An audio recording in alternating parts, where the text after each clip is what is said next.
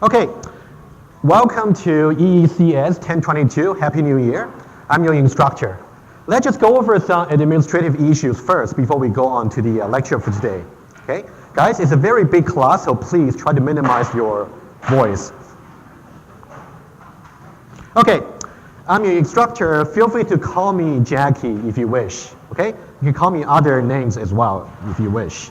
So now my office will be upstairs, this building here, 2043. The office hour for you to ask me questions beyond the lab session would be 4:30 to 6:30 on Mondays and Wednesday. So Monday, immediately after class, you can talk to me in my office if you wish. Okay? Okay, anytime you need any advice for the course, especially in the beginning, talk to me. And then if you have any suggestion for teaching, let me know as well. Okay, now, I would like to warn you about this in the very beginning, okay? This course is not going to be easy, okay? I tell you why. You need to work hard for good grades. Hopefully that's true for every course, right? Now, enjoy development is going to be the way we have you engaged for this particular course. However, the main thing we really want you to learn is beyond enjoy programming, because you are in CS major, I suppose, right? So what you really want to carry out, to take away from home beyond the semester, is the problem-solving skill and Java programming skill from this course. So that's why I said this course is not just about developing apps. You will develop some interesting apps, but what you want to really, if you really want to succeed for this course, it's beyond just developing apps. I will tell you exactly how you should do. Okay, something about course information. There will be two places you have to visit very often on at least a daily basis. First of all, there is a course Moodle page. So for your weekly lab instruction, it will be posted on the Moodle page. Okay, so if you go there, for example, okay, let me just show you what you will see. You have to use your York Passport credential to log in. So once you log in, you will see 1022M over there. Let me show you what you should look at. Okay, click on 1022. And then, let me make it a little bit smaller here. Okay, so now there will be a forum for questions and answers. Since we got a very big class, I'd rather to be efficient for everybody. So every time if you have some questions for which the answer can be shared by everyone else, please feel free to post on the forum. I'm going to moderate this forum myself. Okay. And then I will also make an announcement whenever there's any recording or any resources available. I'm sure you have received my announcement so far, a few, about a tutorial video. So far, there are two documents you want to pay attention to. One is a starting guide. I believe many of you have seen that already. It's about how you can set up the environments for working from home if you wish. And then this is a syllabus we're going to go over in detail. I'll tell you how exactly I'm going to evaluate you and what some of my personal tips for you to do well for this course. Okay? We'll go over the syllabus in just a moment. Okay? But that's a course Moodle page you should really visit almost every day. Every time before I post the lab instructions, hopefully no later than the end of Saturday. Because our first lab session usually starts from Monday. I'll give you at least one day in advance to do the labs, to do some preparation. Okay? Okay, if you got any questions, you have to maybe shout out to say I have questions. Otherwise, I may not see you. Okay? Okay, and if you have some personal but course-related inquiries which you don't want other people to see, please try not to send to my departmental emails because I want to keep it focused on just 1022. So send to this email directly, EECS1022.wwinter18@gmail.com. Okay? I will also monitor that email myself. Yes? Is there supposed to be an extra 2 there? Which one? Is there supposed to be an extra 10 or 2 on that email? You mean with this one? Yeah, 1022. 1022, oh, sorry, 1022. Yes, there's a typo there. I beg your pardon. So the email itself should be EECS1022, not 222, 1022.w18@gmail.com. Yes, I'll fix the typo. Thank you. And then this is the most important page you're going to see regularly. I'm going to post all the lecture recordings, all the tutorial series, slides, source code, everything that's available for your study on this particular page. So if you click on that, you will see that over here we are in 1022. Do not go to the other 2 courses. Just don't get yourself confused. So we are now in week number 1, and then I'm going to make this available after lecture, hopefully by the end of tonight. And then some iPad notes as well. But for now, we already got some tutorial series, which I'll talk about in just a moment. And then these are the slides I'm going to go over today. In case you want to find a quicker way to find it, this is how you can find it. Go to Google, and then simply Google Jackie and York University. As you see my homepage. Okay, go there, that's me, and then go under lectures. Okay, that's the page. Okay. Okay, that's about the resources over here. And then you should really check your emails regularly because I might have important announcement almost every day, more regularly. Okay, about the lectures. So I know it's a big class, it's really hard to manage. Please try not to talk inside the class if you're not asking a question, just for everybody's benefits, okay? So usually, since we only meet once a week for 2 hours, for myself, I don't need a break. I can go all the way until 4:20. But if you really want to have a break for washroom, drink water, or to take a walk, feel free, just to minimize the the noise, okay? That's absolutely fine for me. But typically, I will go non-stop. Okay, so now in the class, we're going to go over slides. We're going to do some code examples. But even though we get a big class, but if you really have immediate questions, don't be shy to ask. I'll try my best to answer, okay? Okay, I cannot slow down too much because we do have some set agenda to cover. Okay, pause frequently for questions, and then, now, usually, quite often, I'm going to do demonstration on my Android Studio on my Mac. So you can feel free to bring your laptop. I can see many of you there do. Make sure you install Android Studio so that you can try the examples with me as well. Okay, that's recommended. Not mandatory, but recommended. Okay, attendance.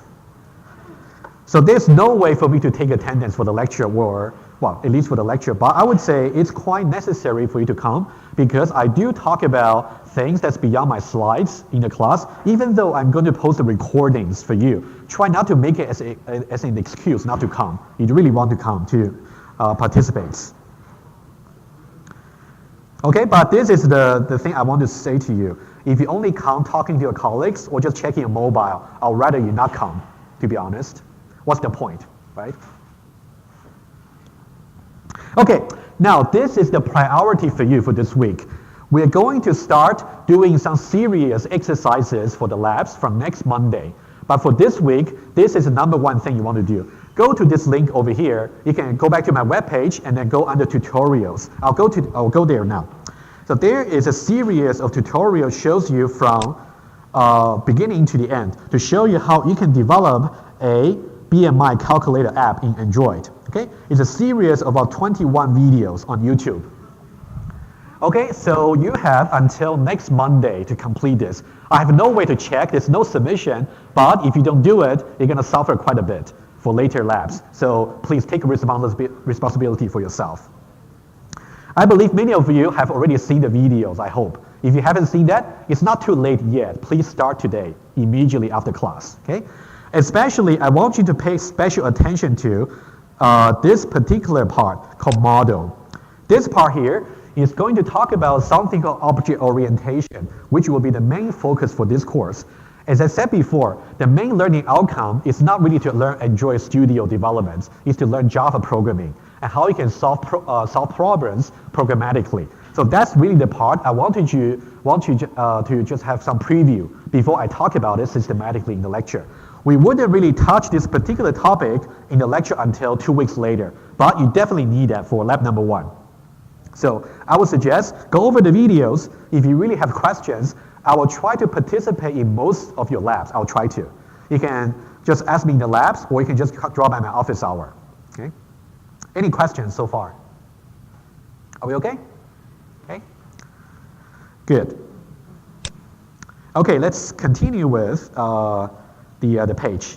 Okay, that's number 1 thing. So this is a checklist of the most important items you want to pay attention to when you actually study these tutorials. One is model view controller pattern, which we'll do for every lab exercise. The second one is object orientation, which we'll talk about possibly from week number 3.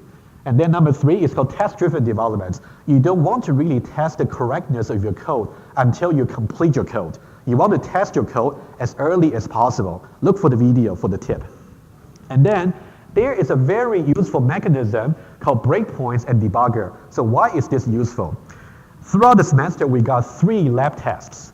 And you will be put in isolation with no help from the TA for myself. You are the only one to help yourself. If you really get stuck with your programs, how can you debug? Breakpoints and debugger. So that will be your friend. So really try to study that as well from the videos. Okay? I'll talk about the lab test in just a moment.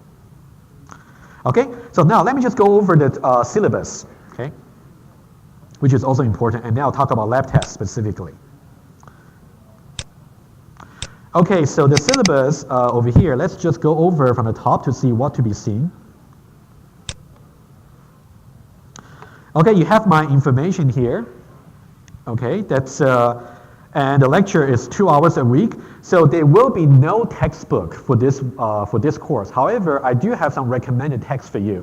1 book for Java over here, and 2 books for Android Studios. I didn't really study these two books in details, but they got very good online ratings. So you may want to check them out before you purchase them. Okay, it's completely optional. But the main thing for you to really study will be whatever resources I put on the lectures page. Lecture recording, lecture slides, source code, and tutorial series. Those are the things you take seriously. Okay? And course description, you can read it. And the course learning outcomes, hopefully they will make more sense as we go along the course. We don't have to repeat them for now. Okay, how am I going to assess you for this course? Let me talk about it. In total, there will be 6 labs. I'll show you a schedule in just a moment.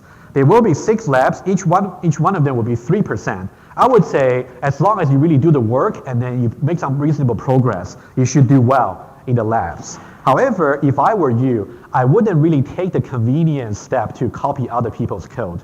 Not just because it's plagiarism, but also because you're going to suffer a lot in the lab tests.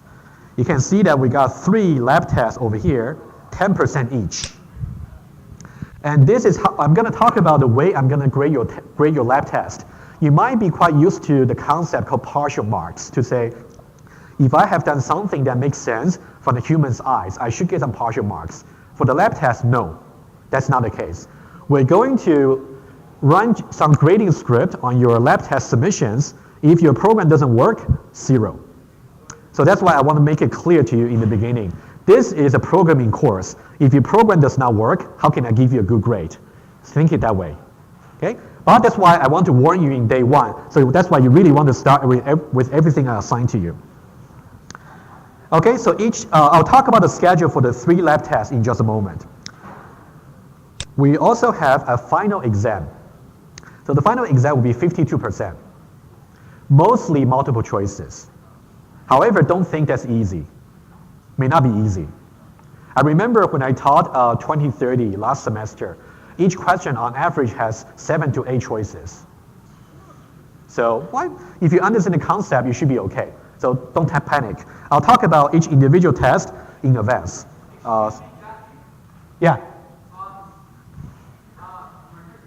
Can you raise your hand? I can ask. Yes, go ahead.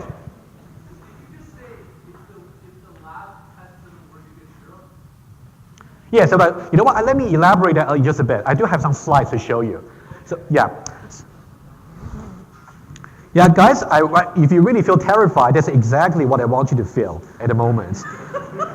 Because I don't want you to get shocked when you get 0 in your lab test. I want you to do enough preparation work to get 100. I wouldn't mind giving everybody an A if you deserve that. Okay? On the other hand, I wouldn't mind failing everybody. Okay? Well, hopefully that's not going to happen. Okay, that's about the grading distribution. Okay, but for this, let's see the schedule. Okay, so you have a better idea. Over here, that's the lecture schedule about the topics. I would say don't worry too much about it. It's actually still tentative. I'm still organizing my materials, so just a rough idea. Let's see the schedule for the grading. Okay, let me give you some idea. So now we are in this particular week. We are now in January 8th. So for this particular week, you have no grading to be done, which means your number one priority is to finish the tutorial series and ask as many questions as you might have. That's for week number 1. Okay? Next week, starting from the 15th, we're going to give you lab number 1 to complete. Okay, you got the 3-hour lab sessions until the next week. So that means in week number 3, that's called a grading week for lab number 1. So think about for the week of January 22nd, there will be 2 things you have to do. First of all, you have to make your lab number 1 ready to be graded by the TA. And at the same time, I'll release lab number 2 for you to complete. Okay? Is it clear to you? Okay, similarly, in this particular week on the 29th, that means the 2 things you got to get ready is, first of all, you got to get ready for lab number 2 to be graded, and also you got to get ready to do lab number 3. Okay, so you got at least 1 week to do each lab. As I said before, you got enough time to really struggle and ask questions. It will be your least interest to copy the code, to be honest. Okay, you might still do it, it's beyond my control, but if I were you, I wouldn't do it. And then the first lab test is after we have graded your first 2 labs. It will be based on those 2 labs. I'll be more precise about what exactly the requirements is 1 week before the lab test. I'll give you some preparation guides so you don't have to worry for now. For now, focus on the tutorial and do the labs by yourself. That's the best preparation, okay? And now for lab test over here, I'll be more precise about how exactly the lab test is going to run. I'm still organizing it since we got 11 different sessions, so it's going to take quite a bit of management task. But mark on your calendar, lab test number 1 is going to be on the week of February 5th. And then after another 2 labs, lab number 3 and lab number 4, you have the lab test 2, which is on March the 5th. Okay, and then we do lab number 5, lab number 6 on the week of March 26th. You have lab test number 3. Now, there's a special exception over here because we have the Good Friday on the 30th. So for the Friday section, you're going to have your final lab test on the 6th of April. Okay, just notice that. Okay, hopefully that's quite clear from the calendar. Any question about the schedule? Are we okay? And now, every time when you, during the, let's say, let me just give you one more idea.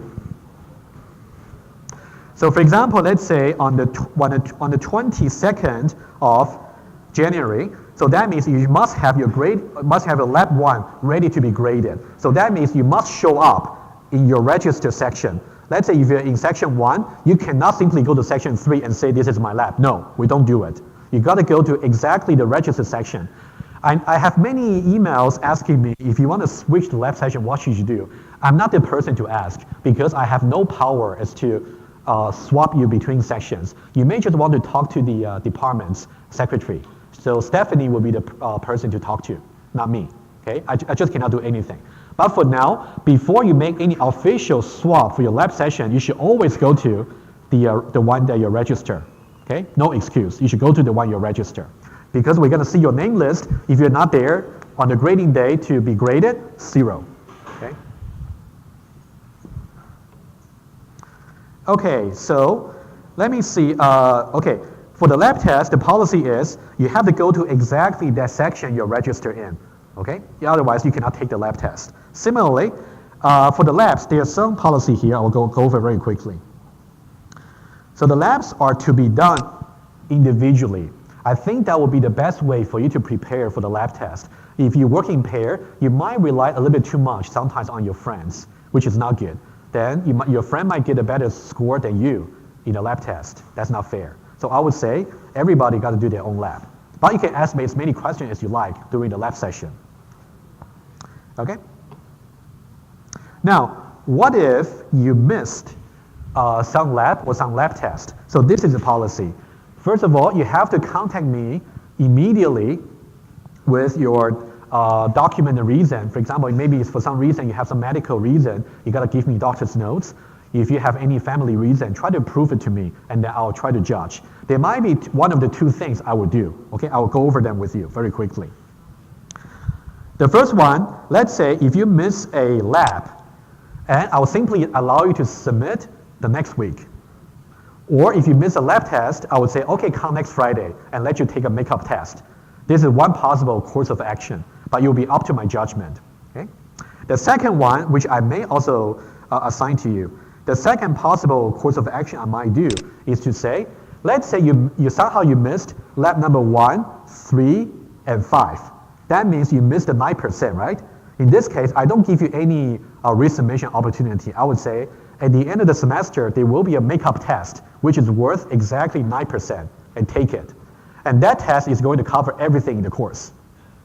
Okay? So I would say, try not to miss any lab or lab test. You do not want to take that makeup test. Well, if you really want to, of course, feel free, but yeah. Okay, is it clear? So I think maybe somehow you find this policy too strict. Again, we got a very huge class, and I really think you really want to make sure you're disciplined in terms of all the deadline. Don't procrastinate, don't slack off. That's my number one tip. Okay. If you have no questions there, the syllabus is already on the course Moodle. You can just go over that. Okay. Let's go back to the slides. Okay, so now if you look at the distribution for the grading scheme over here, you can see the majority of the grade, of course, is the final exam. Simply because we got a large class, it's hard for us to grade manually. Now, if you look at the blue part, the blue part over here, oh, sorry, not the blue, the orange part. The orange part is the lab test, which is about 30%. So back to your question before. So what do I mean to say, if your program doesn't work, you get 0. Okay? So now again, so computer lab test, we got 3. They'll be based on lab exercises and also lecture materials. I will do lots of coding example in the lecture. I will also make the source code available to you. You should always try to try them out. So again, this is a programming course. I presume you're interested in programming, right? Otherwise, you wouldn't take this course. In that case, the best way to learn programming is to try as many examples as possible, to play with it, right? Okay, your submission for the lab test will be graded by some automated program, and now, no partial marks will be given to programs that do not pass the grading tests for whatever reasons. Maybe you missed a semicolon in your code, such that your code doesn't compile, 0. Because why would you miss the semicolon, right? If somehow you actually use a variable name that was not declared, 0. Why did you not declare that in the first place? Right? So these are the things I want you to get serious about right away in the first 3 weeks before we have the first lab test. Okay? To be a good programmer, you must be serious about the programming. Okay? Okay, now this is the long-term reason I'm being this strict. Okay? So this 1022 is your second course for the first year. So this is quite a foundational programming course. Later on, you're going to take another 2 courses, for example, 2030, and also 2011 and 3311. There are many, many other programming courses for the program. If you try to have too much good time in the first year, you're going to suffer way too much in the second year. I've seen many stories like that last semester in 2030. So I really want to push you to work hard, and then hopefully you earn the grade you really deserve. Okay, that's really the thing I wish. Okay? Yes. Go ahead.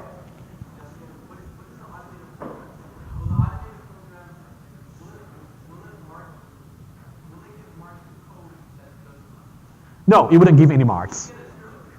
You get a 0 if your program doesn't work. Huh? Sorry, I didn't hear that. Say that again.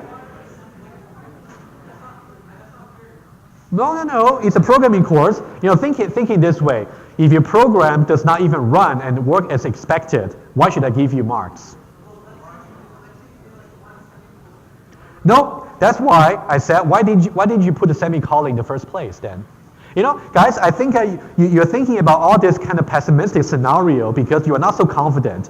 What you really got to do is you got to work hard to get through these difficulties. Okay? Okay, yes. Guys, there's no way for me to continue the lecture if the noise is like this.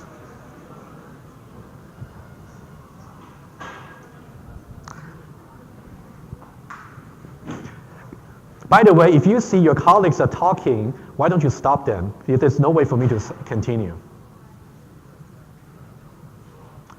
Yes, go ahead.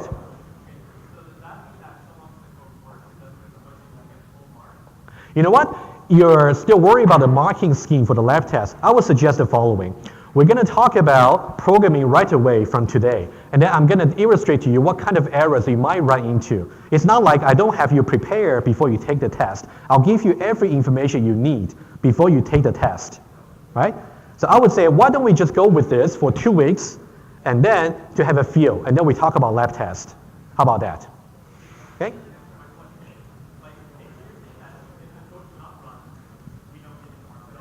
Correct. Oh, I see. If the code, okay, that's a good question. You know what?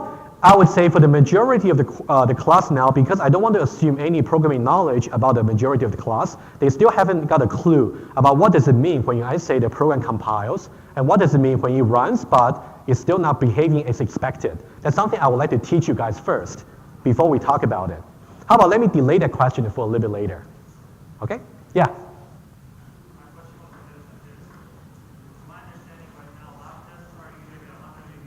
No, that's not true. That's not true. How about this? I will give you some example tests as well. For now, just focus on learning. The lab test, you know, I'm a reasonable person. Even though the marking scheme is strict, but it's strict for a reason. So it's not either 0 or 100. It's not the case.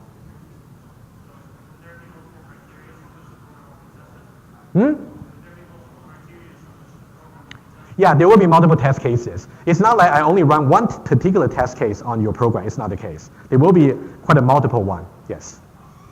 Okay?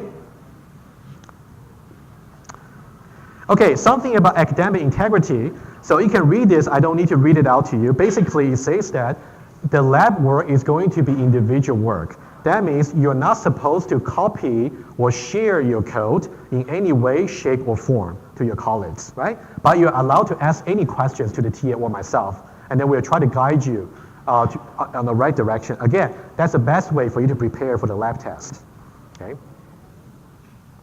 Okay, one more thing. For those of you who actually need some accommodation, if you got some university issue letter, please, if you want to speak to me either by email or person, please do that as soon as possible. Okay, so we can work out a way to help you get through the course. Okay, guys, any questions? Okay, I know you're still very worried about lab tests. I will try to give you more confidence a little bit, throughout the way. The first lab test is about 3 weeks from now, 3 or 4 weeks. You have time, so don't give up for now, right? You got to work hard, right? Okay, after this, let's talk about programming.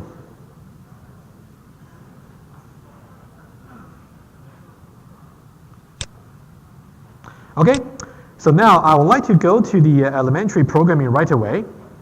Again, we'll talk about object orientation and model view controller pattern that's discussed in the video a little bit later. It's a little bit too early for me to do so. I'll rather you follow that and try to do it by your hands first before I talk about it.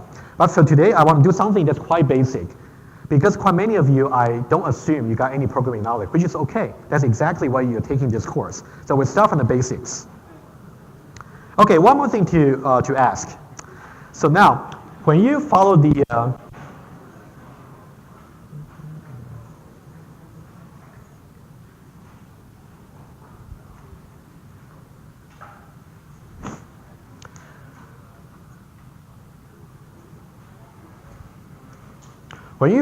tutorial video, so there is actually they actually show you how you can create a new project and create a tester. Okay, you can follow that, but basically every time when I try to do some illustration in class, I'm going to use something called a tester. For example, I will show you quickly. So this is a Java class which I just created. I simply called elementary programming tester. So I'm going to try some examples with you right away along the way for the lecture, so you can see how the how the programs you write, what kind of effects does it have. Okay, so you have a class and also you have a main method. So this is some detail you can find out from the tutorial video. That's something you should really catch up. Okay, okay, we'll develop this program along the way for the lecture today, but let's now go to the slides to see some basics. Okay.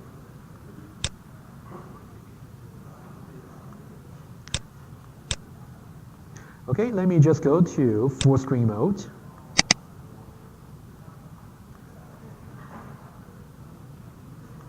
Okay, elementary programming.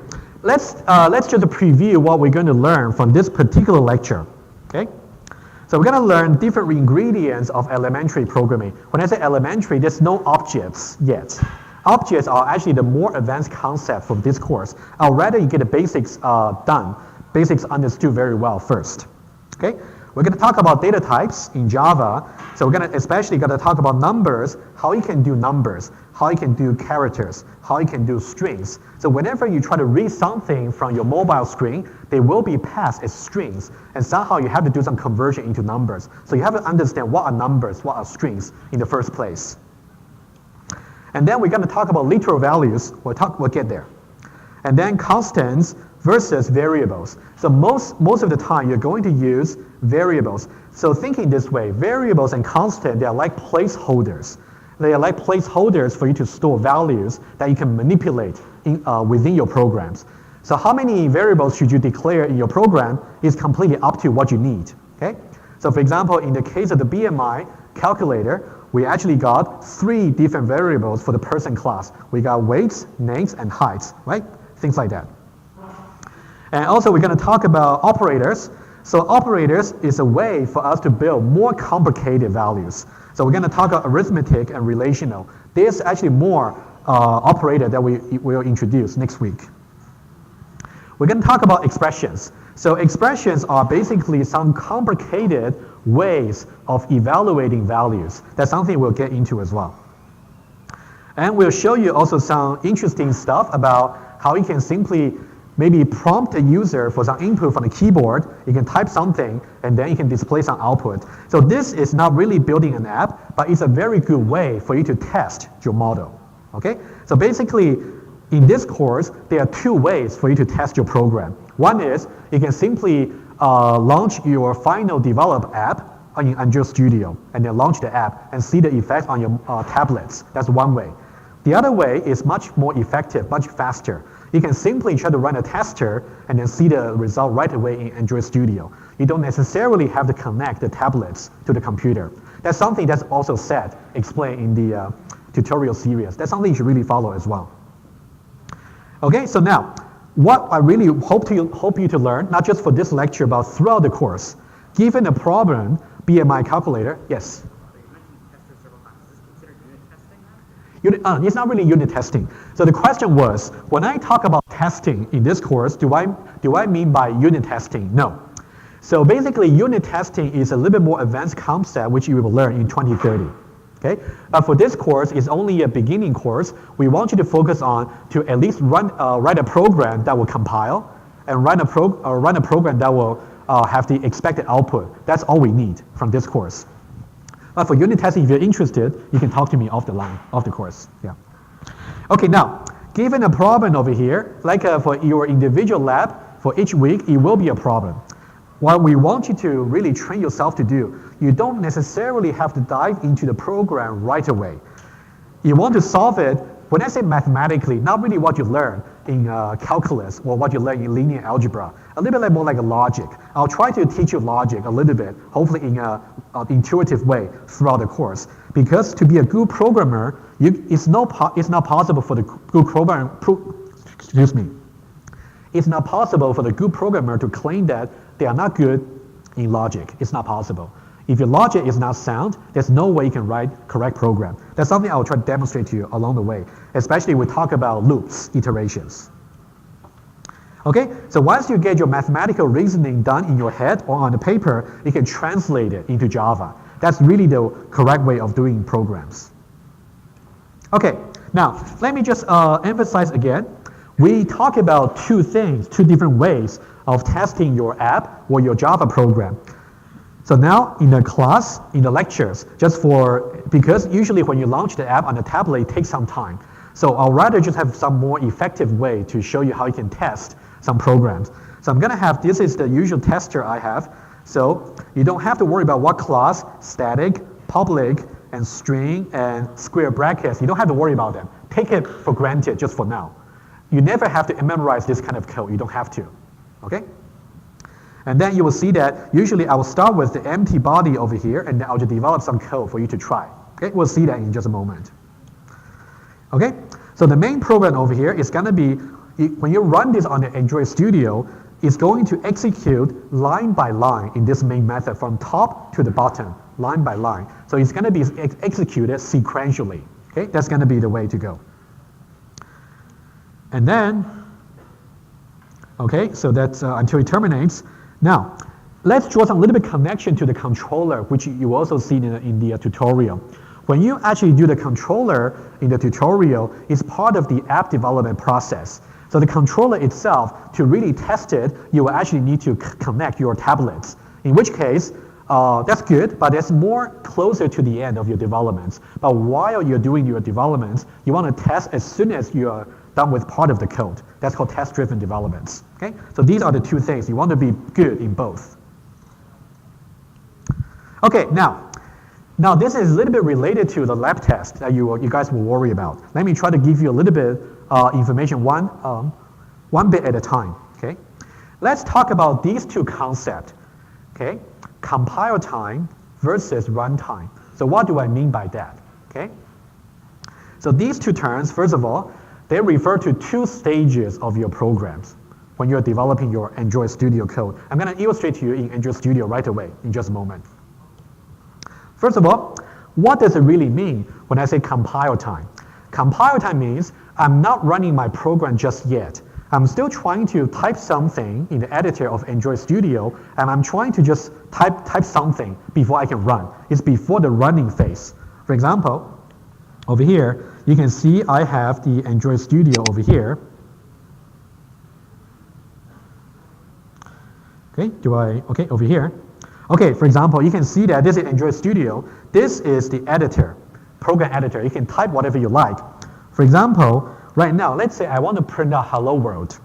I can say system.l.println. And then I would say hello world. I have not executed the program just yet. However, if you write something like this in the lab test, it wouldn't be considered satisfactory. Why? Because, first of all, always, I want you to pay attention to that from day one. Always pay attention to the tab you're opening. It has some red underline over here. If it has some red underline, that means you have some compile time error. That means if you try to execute your code right away, it's not going to execute well. I'll show you why. Okay, you can also follow the tutorial. The way you run this program is by, for example, right-click, and then you can say run. Let's try that. I'll illustrate to you. So currently, because this tab here shows some red underline, that means my program is not typed, has compile time error. If I try to execute it, let's see what's going to happen. And then run, and let's see what happened. Okay, it's going to build the Gradle over here. It's going to take a little bit of time.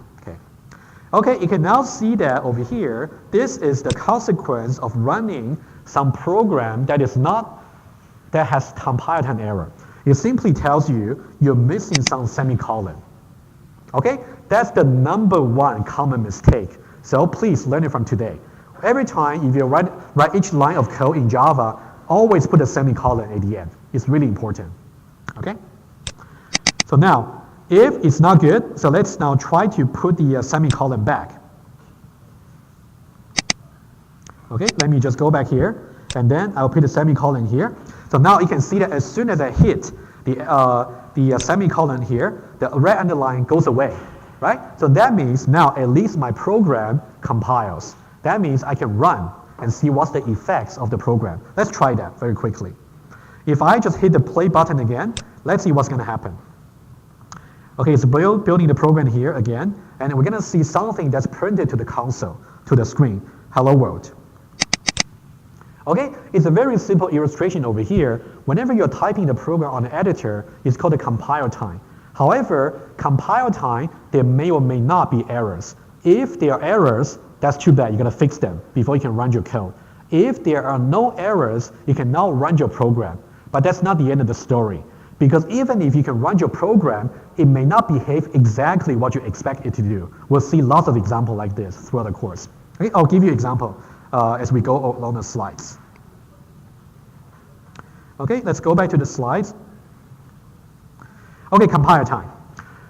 So there are two kinds of compile time errors, and we'll learn each one. You should really try to minimize both of them, okay? But guys, good news. Compile time errors, if you work hard enough, it should disappear within the first 3 weeks. Usually the compile time errors are really the phenomenon for the beginner for the first 3 weeks. After the first 3 weeks, you should be very self-aware. Every time if I put a line here, I should put a semicolon. And I should know that if I try to do some multiplication, I shouldn't say multiply some string with some integer, because it simply doesn't make sense. That's something we'll try to warn you about. Okay, the first kind of compile time error is called syntax errors. So what does syntax error means? So the one I just demonstrated to you, if I forgot about the semicolon, that's the number one common mistake. I'll illustrate the other two to you. You may forget about curly brackets, or you may forget about round parentheses. I'll show you now. Okay? Okay, let's go back to Android Studio over here. Okay, you know what? Let me just drag it to over here. That might be easier. Okay, now let's go back to Android Studio. And then, what can be a missing curly brackets error? Okay, let me show it to you. Basically, every method in Java is going to be, the definition for the method is going to be surrounded. I'll just give you one example here. Let's say I want to define a method over here. I can say public string sum method. Over here, it takes no input. And then, usually a very good practice is, as soon as you hit the open curly brackets, you will complete the closing curly brackets for you as well. But now, you should really hit the enter right away. That means whatever you develop over here is going to be within this pair of brackets, right? Okay, somehow if you accidentally delete this, in that case, it's a syntax error. So what does that mean? That means you have some opening brackets for this particular method over here, but you don't have a closing brackets to match it. Okay, that's as number two common mistake. You should really try to avoid that. Everything should really be symmetric.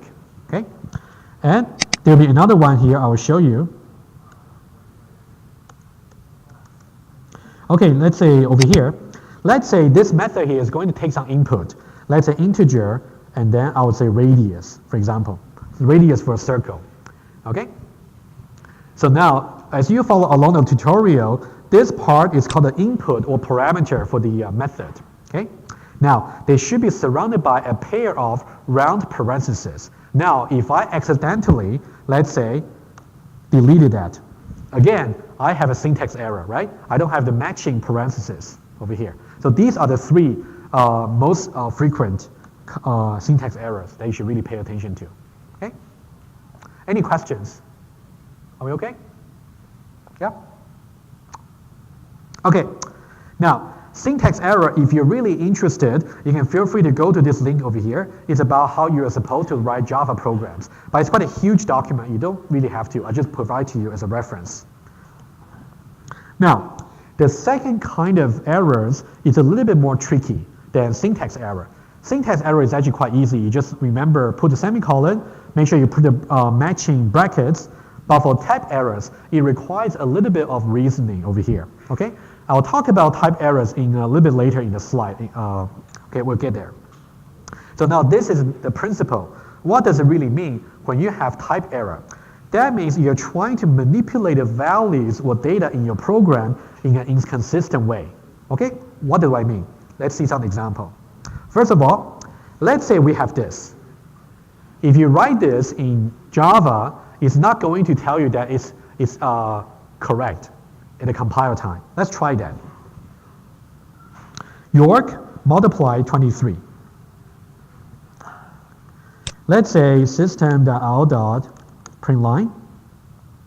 So first of all, York over here is a string. We'll talk about string literal in just a moment. I just want to give you some clue. And then I say multiply 23.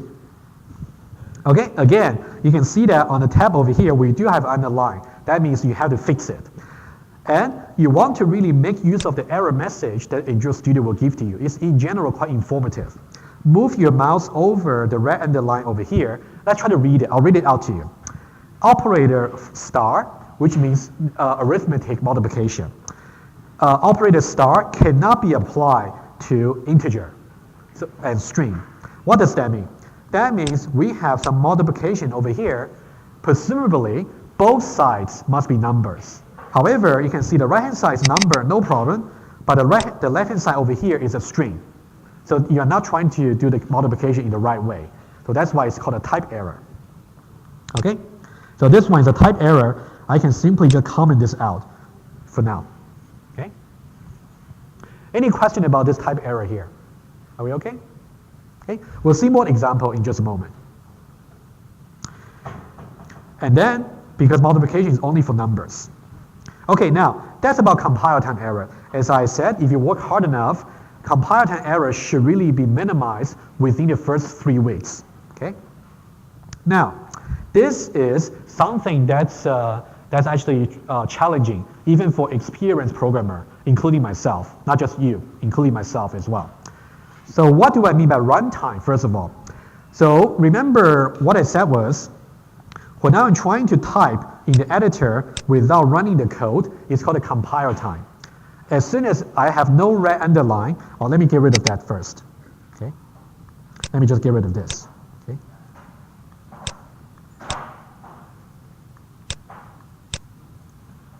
Okay? Let's say now currently I have no compile time errors. So now I can execute the code. As soon as I hit on this play button over here, as soon as I do that, we enter the runtime stage. That means now it's beyond our control as a Java developer. It's up to the computer to interpret our program. Whatever we got is going to be executed faithfully by the computer, right? So now in this case, that's why whatever you specify in the Java code must be exactly correct, okay? So now, there are 2 kinds of runtime errors which we'll see gradually in the course. One kind is called exceptions. So your program might crash and terminates abnormally. What do I mean? For example, let's say you try to do this, 10 divided by 0. Okay, does it make sense to you? It shouldn't make sense, right? It will compile. I'll illustrate to you. This is a perfect example where your program compiles, it can be run, positive. However, you're going to run into nothing useful. Okay, let me show you. Okay. Let me show you exactly what I mean by this. System.out.println. Over here, let's try to do exactly that. 10 divided by 0. Okay? Now, is there any red underline over here? No. Let me document that. There is no compile time error for the line below. No compile time error. That means we can execute the code. Now, if we try to execute the code, we're going to run into something useless. Why? Let's try. Let's try that. If you hit on the play button there, we'll see what happened. You can see that over here, it tells us we have some arithmetic exception. So whenever you try to execute your compile code and run into some kind of exception, that means you got some errors in your code, even though it can be run. Okay? That's something you also want to avoid, but this is like a higher level of errors than the compile time errors. Okay? So that's why I want to go over this with you. Okay? Okay, that's one possible exception. Later on, we're going to teach you about some data structure called array. You can also have a very well-known exception called array index out of bound exception. Imagine this. If you have a sequence of numbers to be stored, let's say you only got 10 numbers, but your program says, I want to go to the 11th number, which doesn't exist, in which case it's called array index out of bound exception. And then another one is called null pointer exception. So later on, when we talk about objects, object orientation, we're going to talk about addresses in the memory, in which case you can also frequently write into null pointer exception. That's also possible. Okay? So these are the things I want to preview right away, but you will see that as we go along. Okay, now finally, so exceptions are also something that you can try to prevent. because you just don't do any division by 0. And then you can try to make sure always pass some valid index to your sequence. But now, this is really the most challenging errors that nobody can get away from. It's called logical errors. Okay? So now, logical errors, I just want to give you some idea. So that means your program still terminates, it terminates normally as opposed to having exceptions. However, the result from your program is not exactly right. For example, let me give you some idea here. Let's say to calculate the BMI, we know that the formula should be the weight divided by the square of height, right? Let's say somehow you made a mistake. You say height divided by the square of weight, the opposite. In that way, you can still calculate some number. Your program will still terminate, but in that case, you just calculated the wrong result. It's still useless. Okay? So that's so-called a logical error. Again, so now I want you to really think about this slide very carefully. For lab test 1, you want to make sure at least you don't have any compile time error. You want to make sure you write some correct syntax Java code, and as I go along this, your lab sessions, I'll try to look at your code, give you some comments along the way. Okay?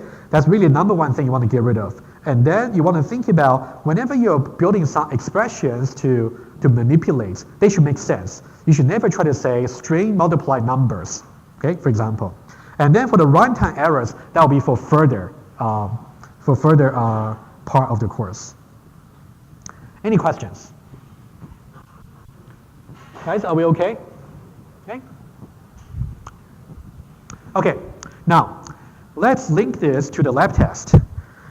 Now, let's go back to the lab. Now that you have a little bit better idea about compile time errors and also runtime errors. So now, you want to, in order for you to get 100% for the lab test, you need to have 0 compile time errors.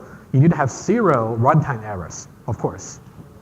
Okay, now first of all, if you submit something that does not compile, either because you miss a semicolon, or either because you try to multiply a string by a number, in which case your program simply doesn't compile. In that case, we just cannot run your code 0. Okay?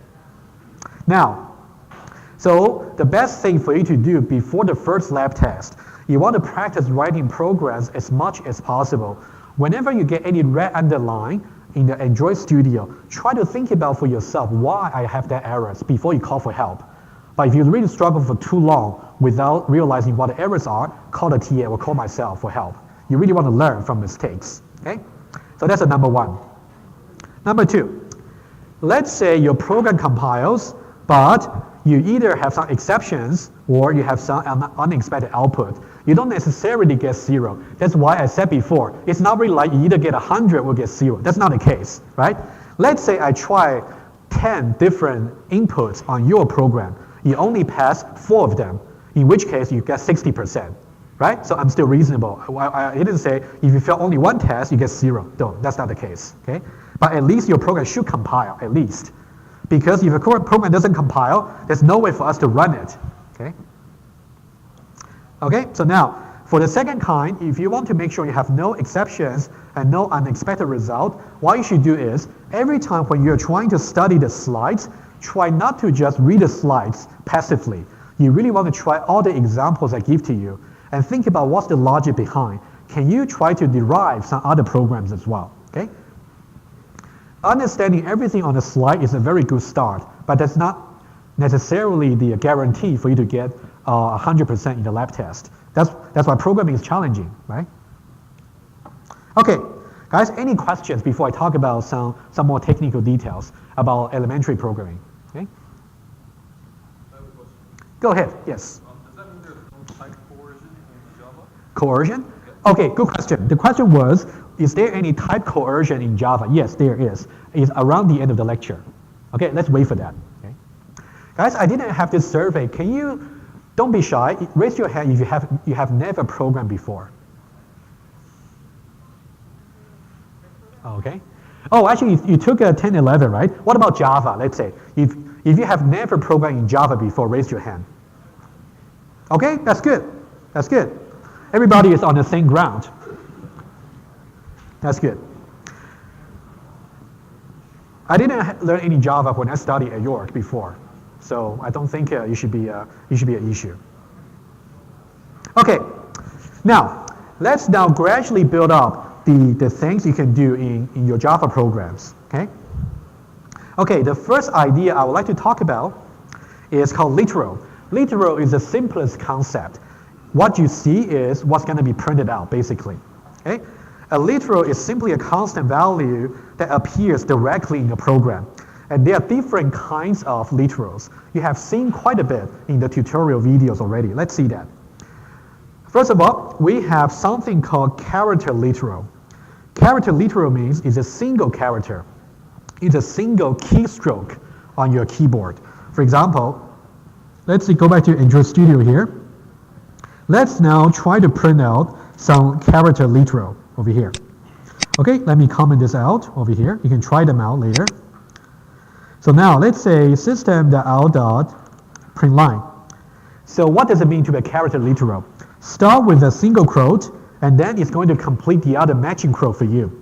You can put exactly one character inside. If it is empty, like currently no character, it's an error. It's a compile, it's a syntax error. Okay? Okay, you can see that over here. Okay, I'll just say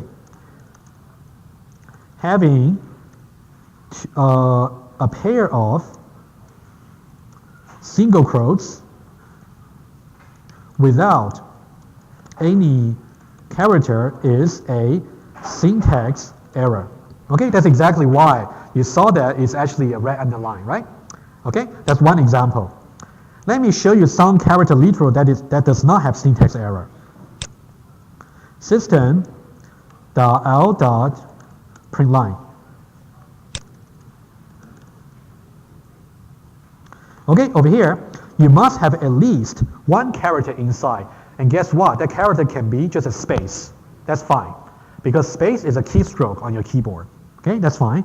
And I can say also character A, character B, and also email sign. All of them are okay. Okay? That's a character literal. Okay, you will see other example over there on the slides. And the second kind of literal is called string literal. It's very similar to a character literal.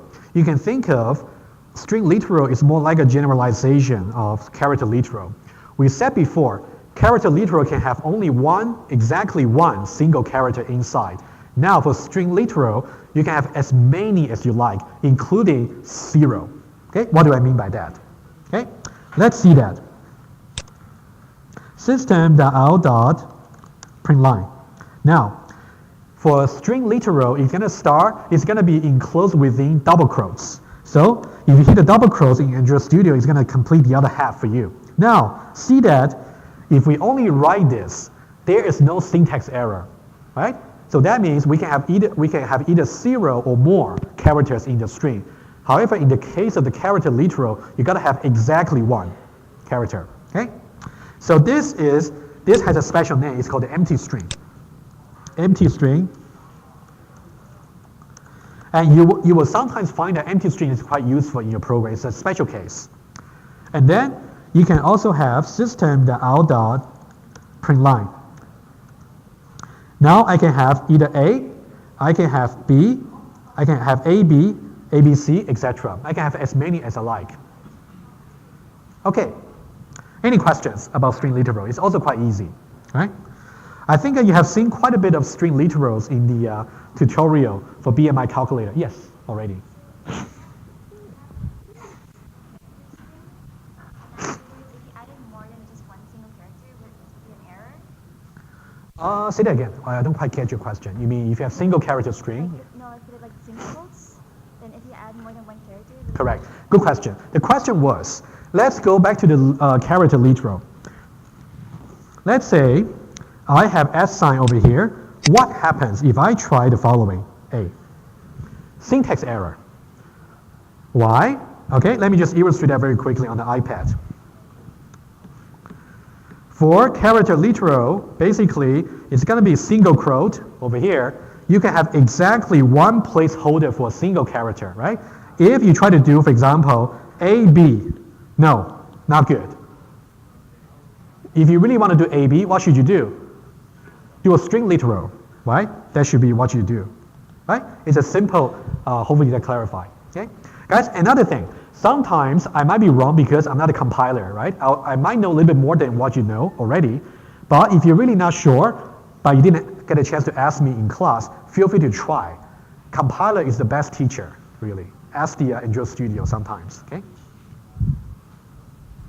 Okay, now you also got other example of string literal over here, and then we also got integer literal. Integer literal is the easiest one. This is how I understand it. Whatever you can write in mathematics as integer, you can write it in programming language. You can write it in Java. For example, you may have 0, you can have negative number, positive number, and etc., right? I would say for the numbers that you're going to use for this particular course, or for many other courses in the CS program, you can write any number you like. It will just make sense. And it has to be non-empty. Okay? And we also got floating point literals. I wouldn't go into what floating point really means. That goes a little bit to the hardware representation of your numbers. But for the purpose of this course, every time, if you want to do a number, let's say in mathematics, for example, let's say you want to do, let's talk about math. When you talk about math, you can either have integer or you can have real number.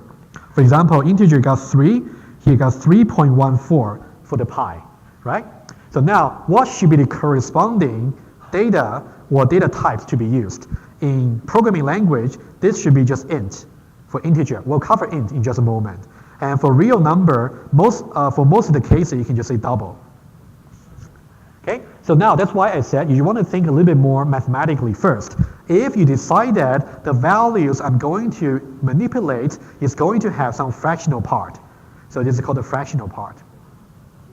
In which case, you will have to use double type to store the value. In the case you think you will never need to have fractional part, in that case, integer will be sufficient. Okay? Yeah. Okay, that's about the floating point literal. And then let's see some example here. It can be 0.3334. That makes sense? It can be 12.0. Another thing to clarify. Now, in mathematically speaking, if you say 2 versus 2.0, they make no difference. Pretty much the same, right? However, programmatically, they are not the same. Okay? In Java over here, if you say 2, it's basically an integer. And 2.0 is a double number. Okay? There are different types. You can assign one to the other, but not vice versa. That's something called coercion that you talk about. I'll get to there. Okay. But for now, you only have to understand when you talk about 2 versus 2.0, they do not mean exactly the same in Java. They don't. Okay. I'll explain to you why in just a moment. Okay. There's a floating point literal, and then we got 34.298, and you can also do scientific notation. For example, if you got this scientific notation here, and the exponent is positive, in which case you can put capital E and then plus 2, okay? And then if you got negative exponent, you just put negative number after the E, okay? It's very easy, okay? Guys, any question about literal? Okay, now question for you, before I move on to the next slide. Now, what we said before, for string literal,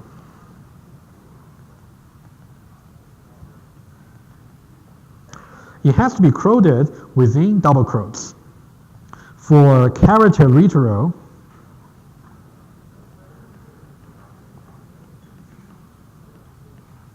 it has to be quoted within single quotes. Now, let's say for the case of string literal, now, what if I want a double quote?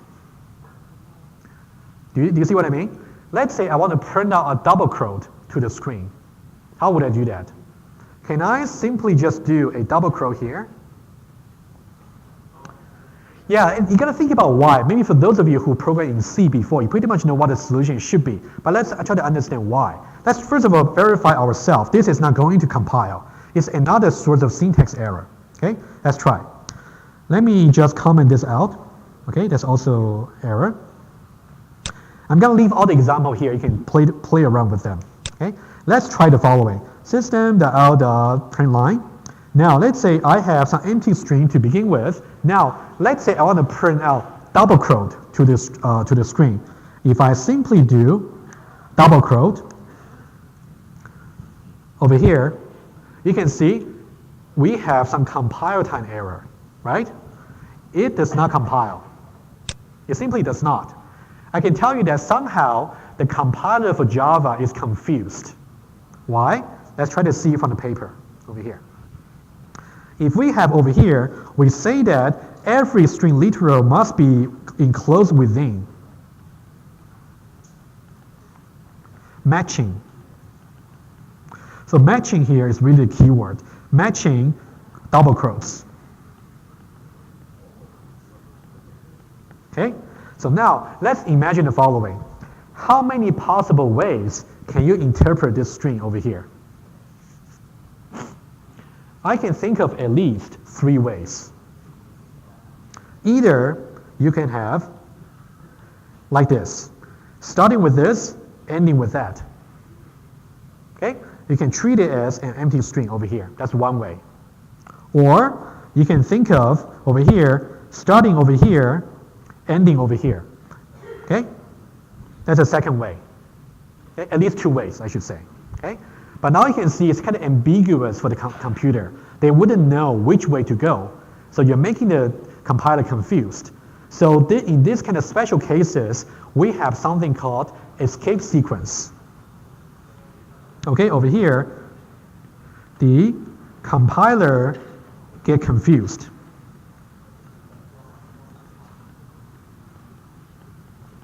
So what we can do is we can disambiguate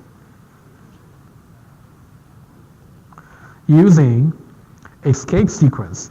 I will talk about that exactly the next topic. But before I talk about it, I want to show you why we need escape sequences. Escape sequences, okay? Now let's do one more exercise over here.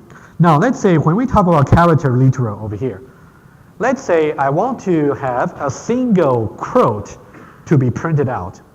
In this case, can I simply put quote over here? Well, for the similar reason, right? Now, again, character literal must be enclosed within matching single quotes. In this case, again, we have at least 2 possible ways to interpret that. Either like that, or it can be like that. Right? Again, the computer is confused. So we cannot do that. Okay? So now, how can we resolve the issue? The idea is there is a special way to tell the computer that we mean something special. Okay? For the double quotes, you can put a backward slash over here. In this case, it will work. Okay? So now, basically, it's like that. It's like this. We used to have just this, and this does not compile. So what we do is we change that to something like this. So we still have this double quote here, but now we're going to escape this particular double quotes. The way to do it is by using backward slash double quote. So this has a special meaning. Has a special meaning to the compiler. A double quote. So that means this particular character here should not be used to close the beginning double quote. It should be used as is, right? As a single double quote. Okay, let's try that. Okay, so now over here, let me put another one for you, system.out.println. Now let's say we used to have simply a single quote inside, like that. Okay, as we know, this is also not compiled. It also has compile time error. And how do we fix this? Well, the way to fix this is we can escape that particular single quote. That will also work. Okay? So these are the things you just gotta pay attention to the details, right? Okay, let's go over the slides. Okay, before I go over this example here, let's go to escape sequences. I'll come back to here in just a moment. Okay, what's an escape sequence? It's going to be some backward slash followed by a single character. So the double quote and single quote was just just two examples. There are many other special symbols you can also use. I'll show you here. For example, you got /t, /n, /single quote, /double quote, and //. Okay? They basically mean something different. You can just try. Okay? So now, they do not mean literally like two characters. They mean just a single character. Okay? So over here you can see that /t means a tab. Okay, I will just give you one example. Okay, again, let me just comment these out. Let's say this is what I want to have. Let's say I want to print out the following.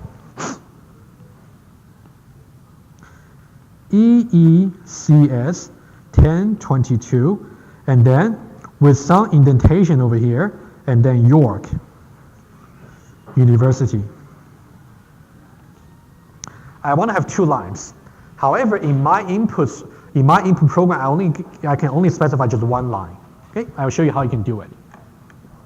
Let's see how we can do that. Okay, let's say system.out.print line. Over here, and now EECS1022. That should be the first line. Now, what I want to do is, I want a new line. I can escape /n. That means EECS followed by a new line, and then followed by a tab, and then I have York University. Okay, that one is going to work just like what I said before. Okay, so now, of course, let me just show you what the output looks like first.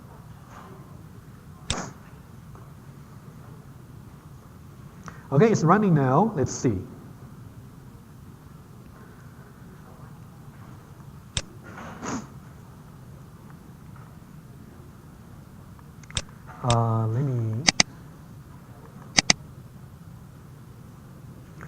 Let me just get this one here. Can you see that?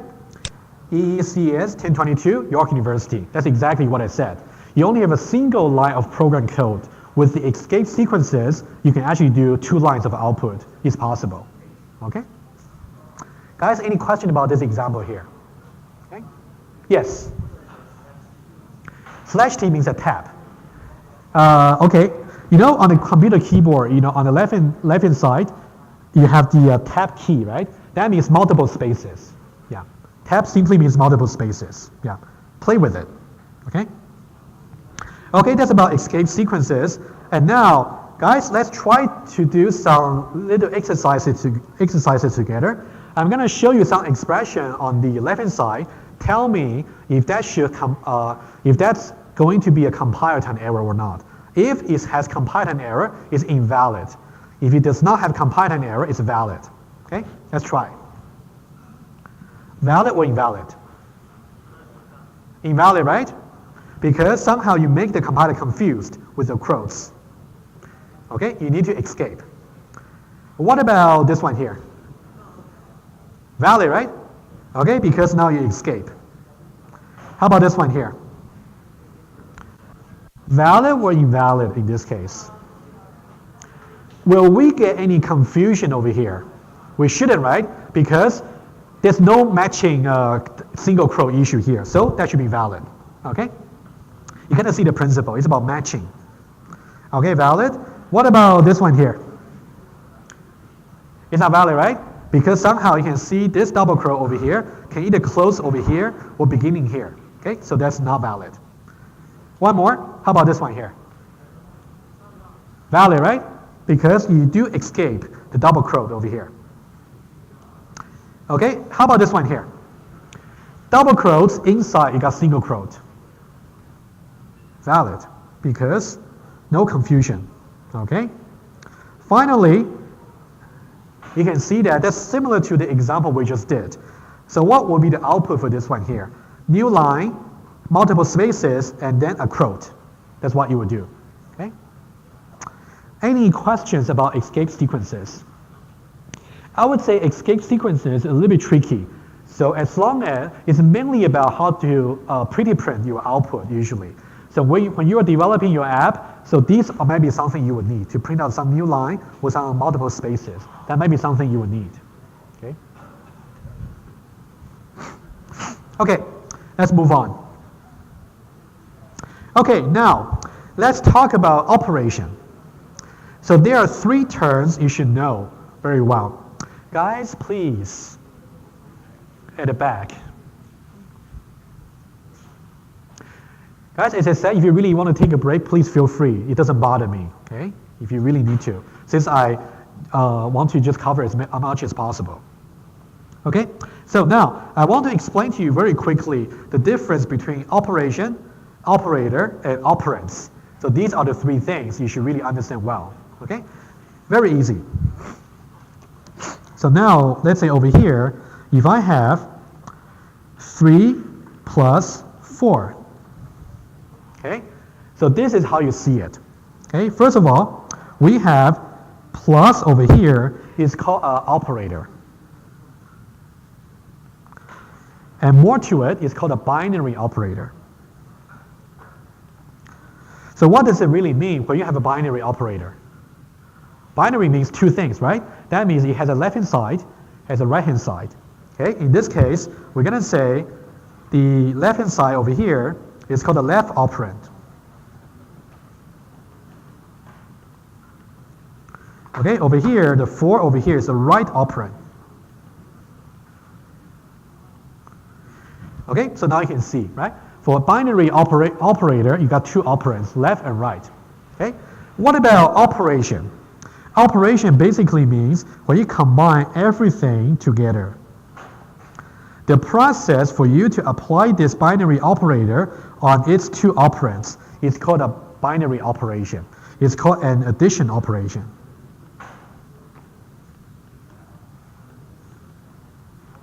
Okay, and also of course that's binary as well. Okay, that's binary. And there are many binary operators that you know about already. You got plus, you got minus, you got multiply, you also got divide. So there are many binary operators that we should learn throughout this course. Okay.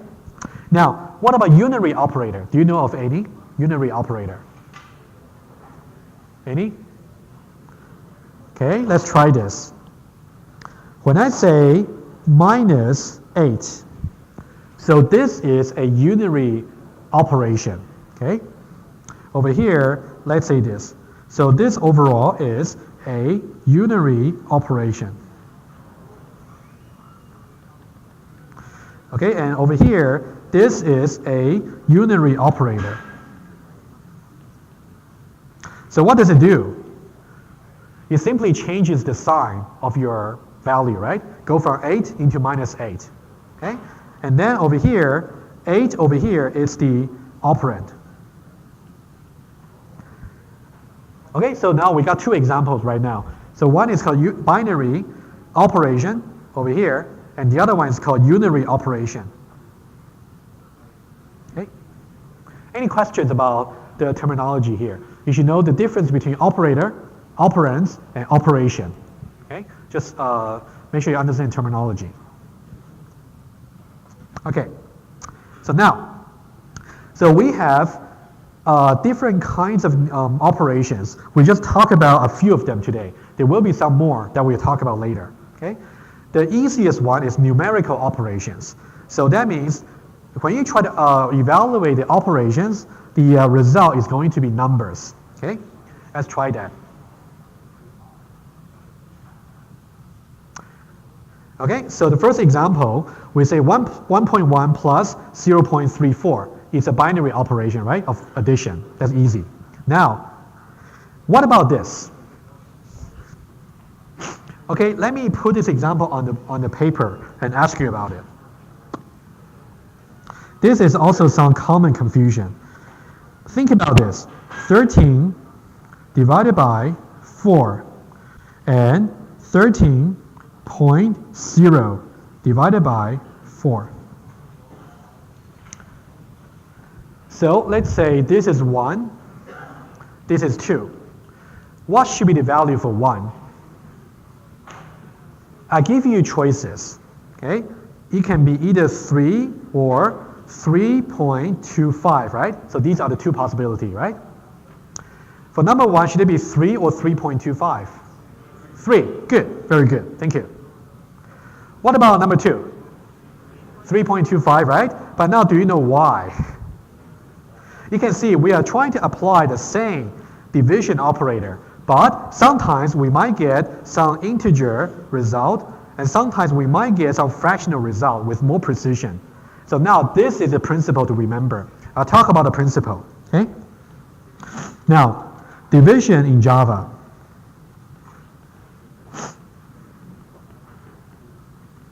Okay, it's a binary operator. So something divided by something. So this is the left operand, this is the right operand. Okay, the principle is very easy. If the left operand and right operands are both integers, evaluate the quotients.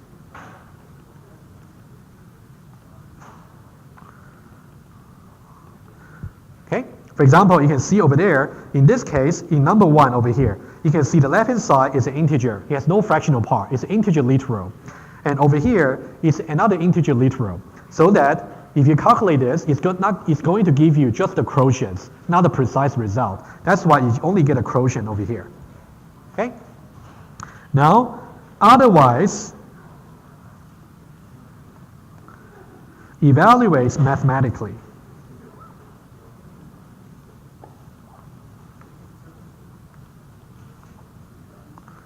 Okay, mathematically.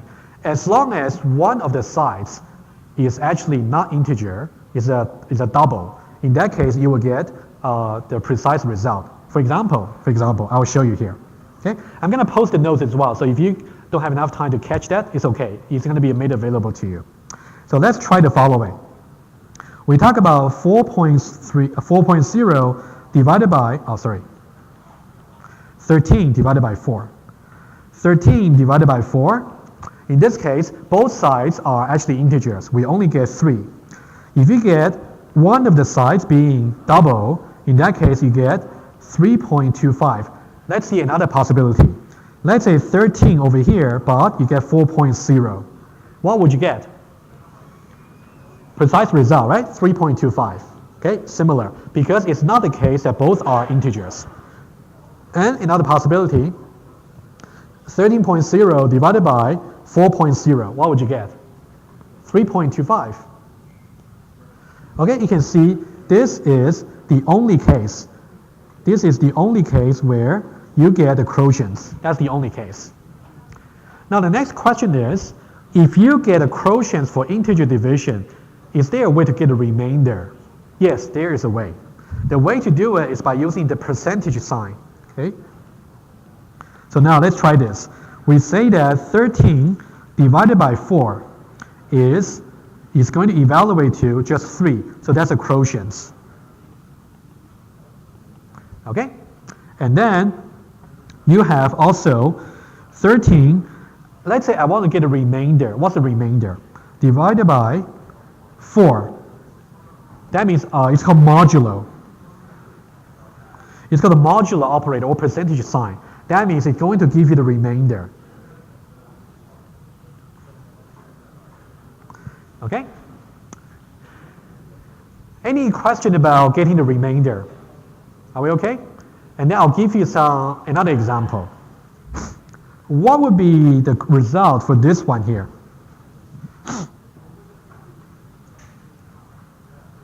$13 divided by 4 multiplied by 4 plus 13 modulo 4. What is that? Would you get something familiar? What would that be? Well, why don't we try? 13, right? Are you sure? Why don't we try? 13 divided by 4 is integer division, quotients, 3. 3 times 4, 12. And then 13 modulo 4 1 or 2? 1. 12 plus 1? 13. Actually, this is not by coincidence. Let me just be a little bit more general. Given integers,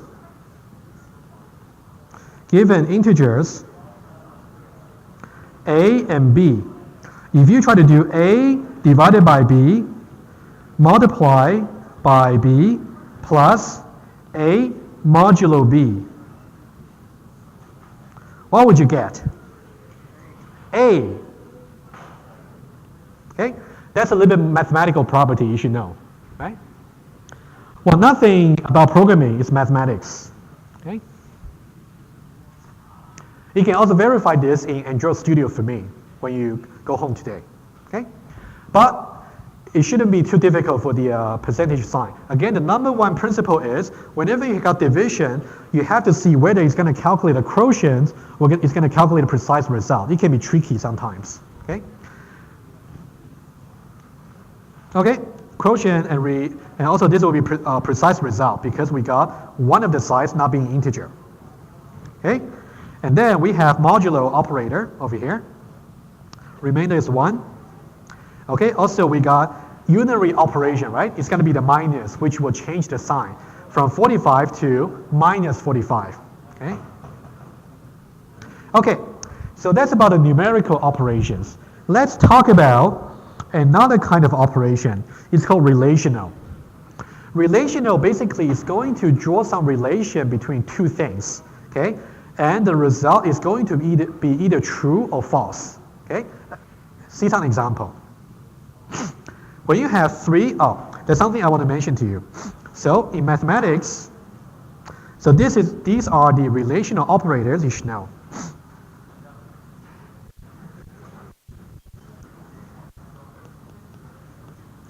Okay, let's talk about, first of all, math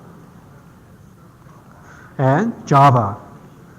Okay, how do you compare two numbers? Let's talk about math. You can either compare to see if they are equal.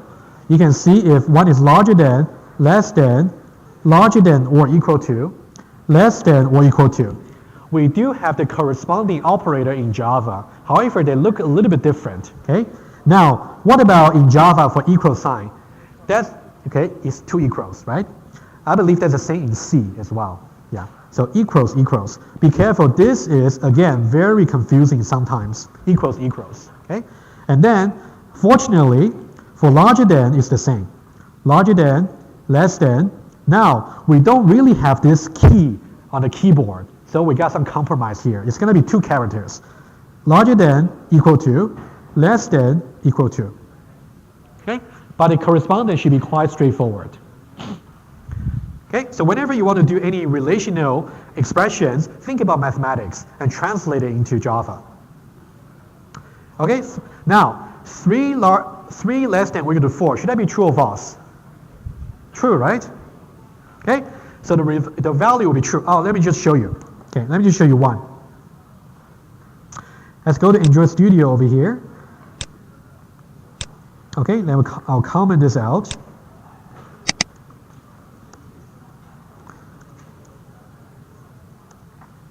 System.out.println. Let's try the following. If I say 3 less than or equal to 4, first of all, it compiles. So that means you can run it. But now, what should be the result? I heard true. Okay, why don't we try?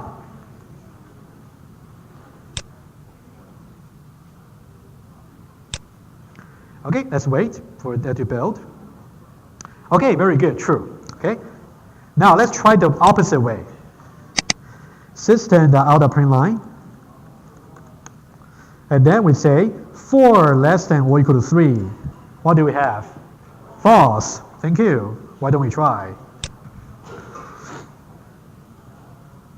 Okay, let's wait a bit.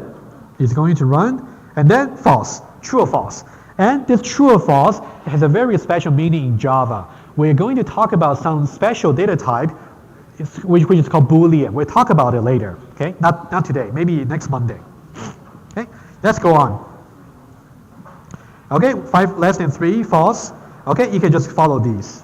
Okay, Again, if you want to do comparison, you got to do equal, equal. Okay? Okay, now, one more thing. If you want to do some operation over here, okay, let me explain that. The plus. The plus operator is also a little bit tricky.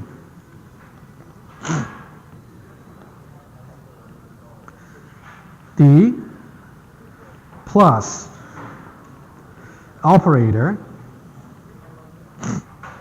has two possible meaning.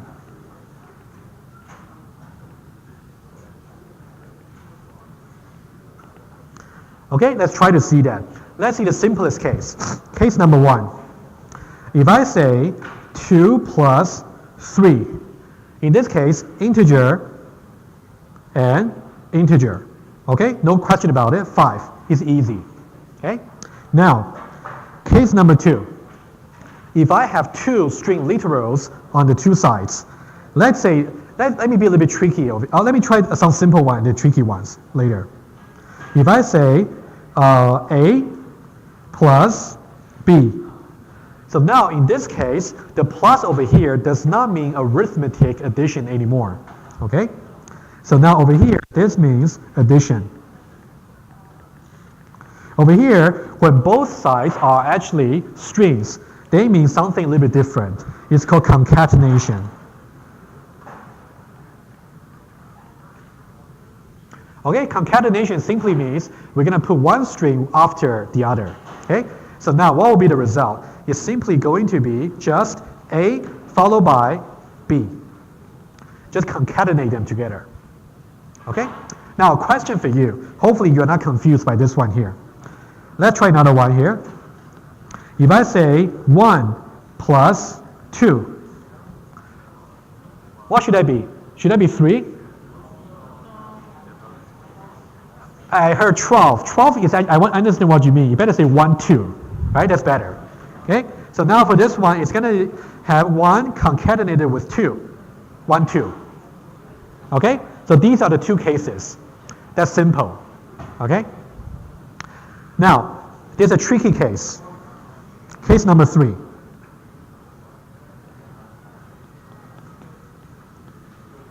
Now, let's try the following over here. And now I'll try that on the computer to show you. Case number 3. If I have, let's say, EECS plus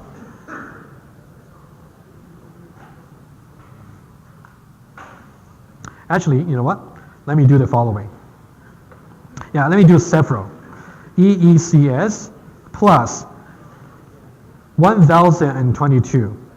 Another one, I have 1022 plus 23. Now, question number 1. Will these two lines compile? You know what? If you say no, I agree with you intuitively. Because we say plus, on the left-hand side is a string. On the right-hand side is an integer. I absolutely agree with you. It shouldn't compile. However, it does. That's the tricky part. Okay? Somehow, Java thinks it's smart. It's going to convert in the following way. I'm going to show you. Okay, let me just tell you the principle. First of all, if one of the sides is actually a string,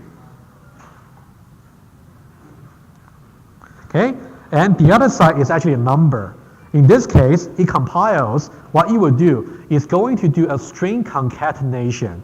It's going to concatenate the number literally after this string over here. So that means you will get EECS 1022. Okay? What about this one here? 1022, 23. That's what's going to happen. So that's tricky. That's tricky. Why don't we try one of them?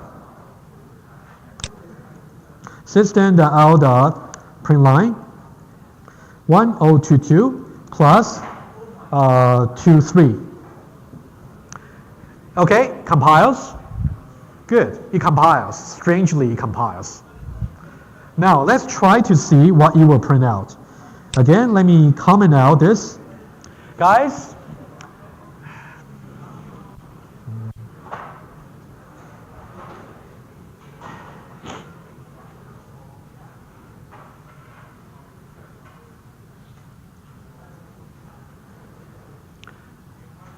okay, let's try to continue.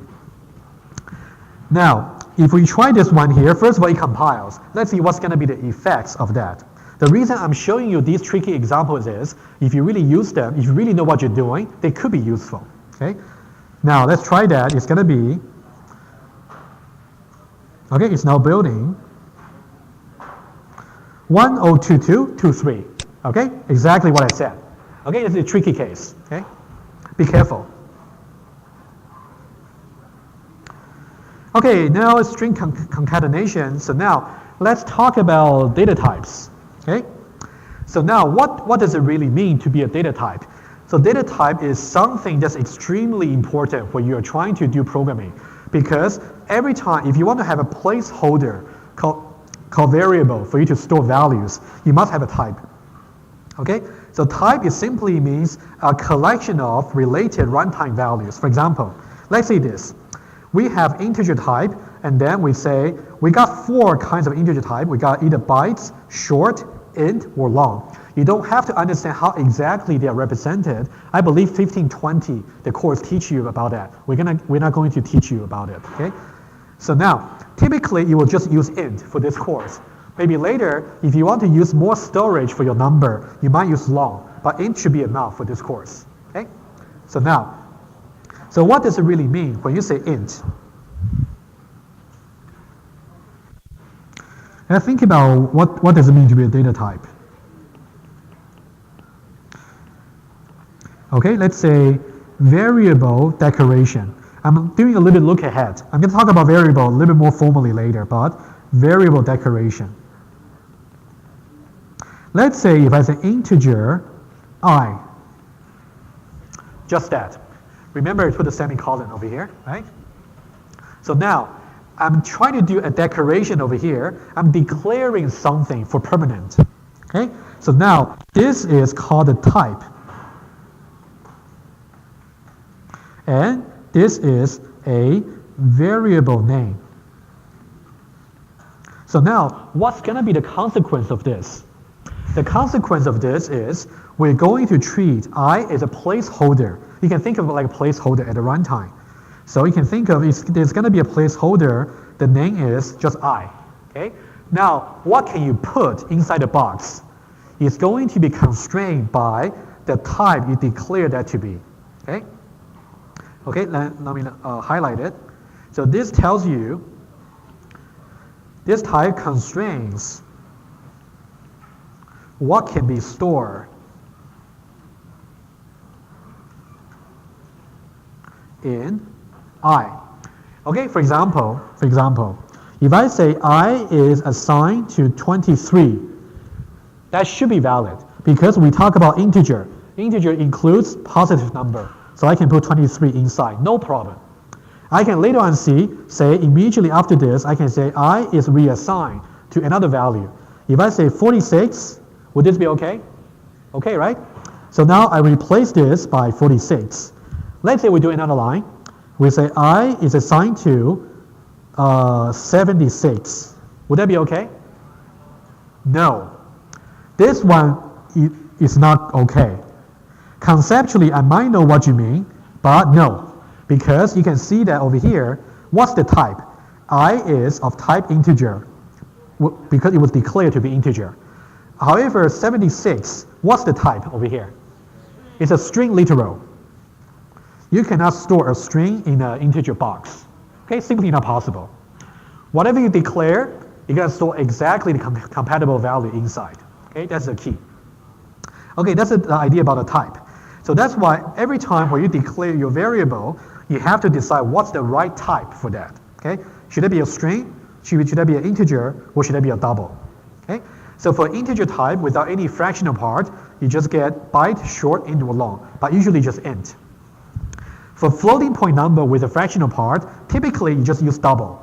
I think that'll be the safest choice for this course. Okay. We also get character type, in which case just say char over here, okay? C-H-A-R. We also have something called string type. String is just going to be a sequence of characters, okay? We'll see more example later. Okay, so now, this is basically a summary of what I just said. Let's think a little bit more abstractly. If you declare some variable v of certain type t, what can t be? T can be int, t can be double, t can be char, t can be string. As soon as you declare the variable v to be of type t, so what does that mean? That means you can only store the value in v as long as the value there is compatible with the type t.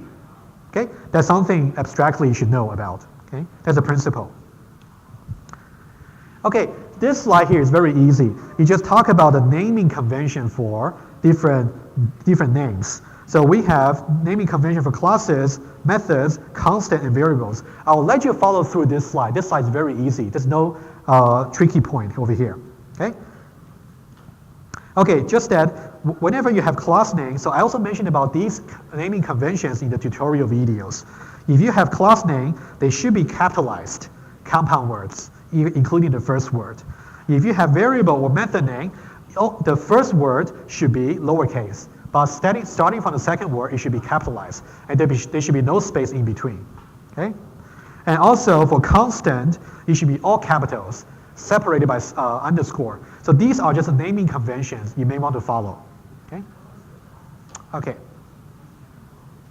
So now here comes the more interesting bit. So now before we talk about literals, literal basically means whatever you write is whatever you will see. But sometimes we find that for better manipulation of the values, you want to store the values temporarily in some placeholder and try to manipulate at a placeholder level. That's why programming can become interesting. Okay, let's learn the basic first. So there are two kinds of placeholder you can declare in Java. One is called constant, the other one is called variables. The difference is very easy. For constant, it's constant. You can never change it. For variable, it's not constant. You can always change it as you wish, right? Okay, but they do share something in common. Okay, let's see that. Let's say this. It's a placeholder, for example. So whenever you try to declare some name constant or variable, you must give a type. That's always the case. Okay? Let's see some example here. So now let's see okay, let me just I'll put it on my iPad, and then please have a look at these two lines, and then I will explain that on the iPad.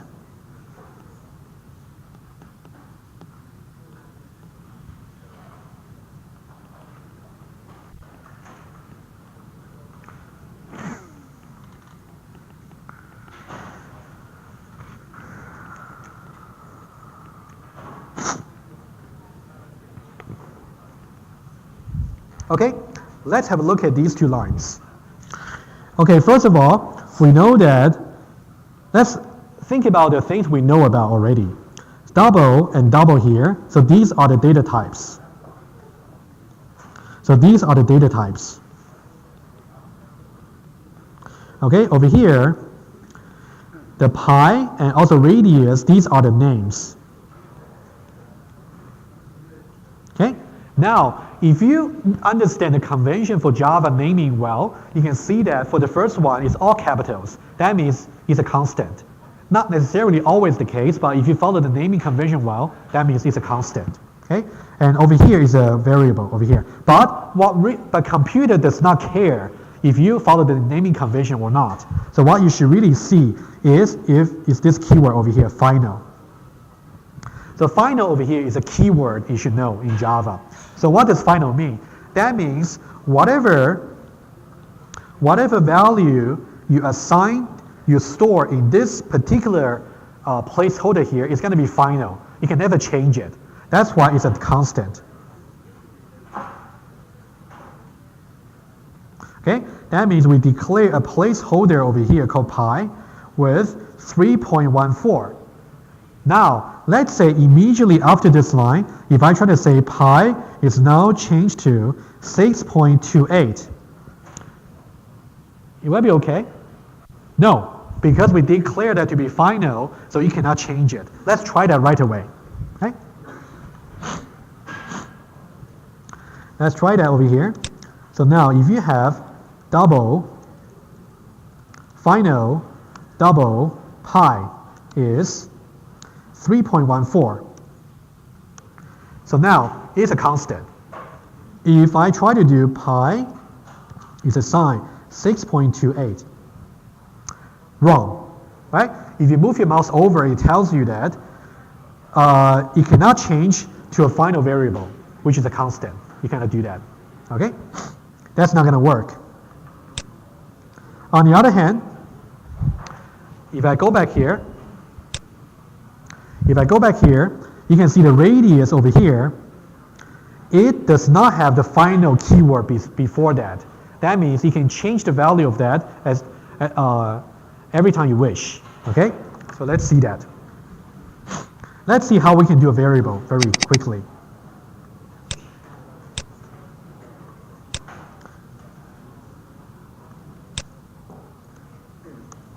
Okay, let's try the variable.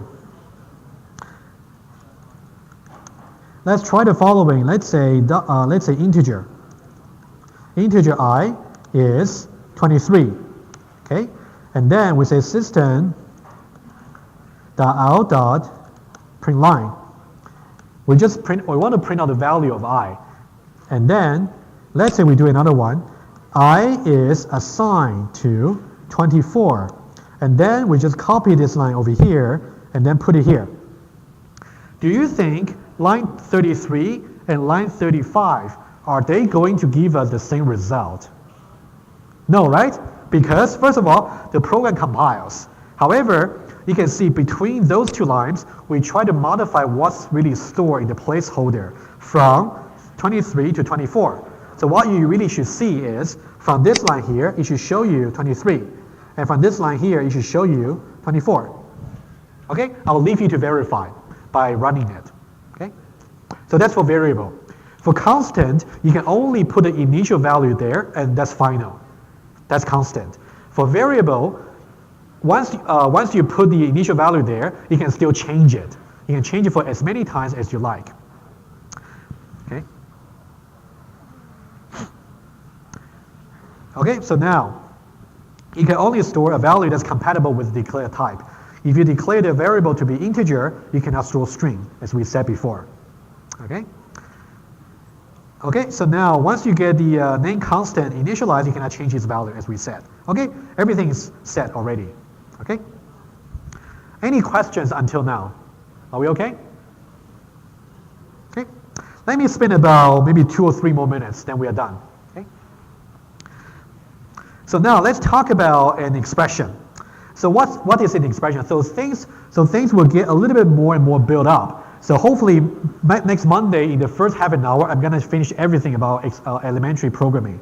But you should feel free to go along with all the rest of the slides. So an expression is just a composition of operations. Let's see example here.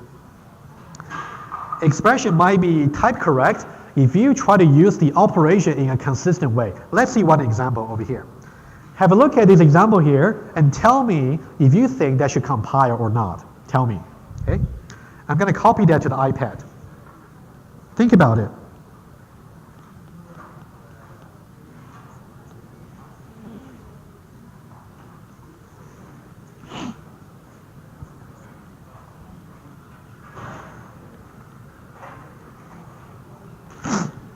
Okay, should it compile? Yes? Okay. How did you figure? Why don't we try? So now let's try to do this. It's not too bad. Think about what we are trying to do here. Overall, we are trying to do this multiplication. For multiplication to be type correct, both sides, both operands must be integer, right? So now we are asking this following question. Is this an integer? Is this an integer? You say, yes, that's good, but let's reason about it, okay? So now you can see this expression over here, overall is actually a plus over here. Now, for plus to be type correct, what has to be true? Left must be integer, right must be integer as well. So that means we're asking ourselves some further question. Is this integer over here? And also, is this integer over here? Both are because they're literal. Literal are the base cases that we can say right away. Okay, so now the left-hand side should be type correct. Okay, you can do the similar reasoning for the right-hand side. So now let's try the similar exercise over here. What about this? Is that type correct? For plus, right? We actually talked about this already. For plus, it's very flexible. If both sides are strings, just do the concatenation of the two strings. So this is type correct. So let's think about something that's not type correct. First of all, 46 modulo 4. Type correct? Yes, no? If you say no, why not? Well, thinking this way is a bit tricky, right? Modulo operator, for that to be type correct, both operands must be integers. However, is this an integer? No, it's not. It's a string literal because that's in double quotes. Okay, so that's not type correct. What about this? It's a little bit tricky here. Yes or no? Really? Let's treat this as our last example for today. Okay, let's think about this more carefully. I'll let you think for another 20 seconds. I'm going to copy this over. York University, multiply, and then. Okay, guys, last example for today. Let's be like a computer scientist. Let's be mathematical, be formal. Is this type correct? First of all, similar reasoning process. Overall, we are trying to do this multiplication. For this to be type correct, this must be a number. Is it a number? Yes, good. Okay for the right-hand side. However, is this a number though? No. String literal, concatenation is a string. Well, whatever. It's a string, so not type correct. So this is integer, this is string. And multiplication is not defined on string and integer. Okay, let me say one more thing for 30 seconds, then we are done. So before next week's lecture, make sure you follow through all the tutorial series, and then I'll finish elementary programming lecture.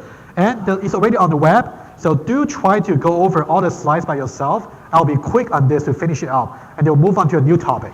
Okay, I'll see you in the lab sessions.